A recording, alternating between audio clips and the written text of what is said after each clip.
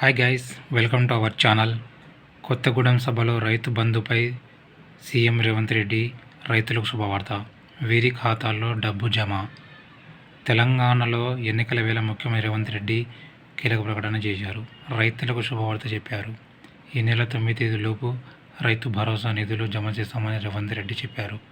కాగా కొత్తగూడెం సభలో రేవంత్ రెడ్డి మాట్లాడుతూ ఆగస్టు 15 తేదీలోపు రుణమాఫీ కూడా చేస్తామని ప్రకటించారు. ఇప్పటి వరకు మొత్తం 69 లక్షల మంది లబ్ధిదారుల్లో 65 లక్షల మందికి రైతు భరోసా డబ్బు అందాయని అన్నారు ముఖ్యమంత్రి రేవంత్ రెడ్డి గారు. రాష్ట్రంలో డబ్బు అందాల్సిన రైతులు ఇంకా మిగిలింది 4 లక్షల మంది అని చెప్పారు.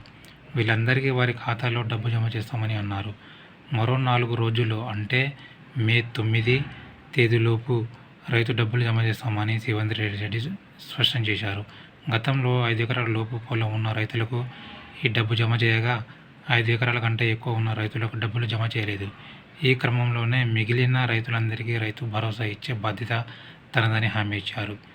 రైతు బంధు డబ్బులు రావడం లేదని ప్రశ్నించిన వారు ఎవరికైనా బకాయి ఉందని నిరూపిస్తే అమరవీరుల శుభం ముందు మొక్కు నేలకు రాసి క్షమాపణ చెప్తానని అన్నారు.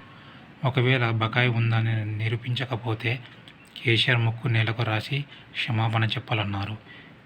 ఈ వీడియో మీకు ఉపయోగపడింది అనుకుంటున్నా. ఈ వీడియో మీకు నచ్చితే లైక్, షేర్, సబ్స్క్రైబ్ చేయండి అండ్ బెల్ ఐకాన్ కొట్టండి. ఇలా సబ్స్క్రైబ్, బెల్ ఐకాన్ కొట్టడం వల్ల నేను అప్లోడ్ చేసే వీడియోలు వెంటనే మీకు నోటిఫికేషన్ రూపంలో వస్తుంది. అది చూసి ఇన్ఫర్మేషన్ తెలుసుకొని మీరు ఆ పథకాన్ని అర్హులు అయితే వెంటనే అప్లై చేసి లబ్ధి పొందుతారు. Thanks for watching. జై హింద్.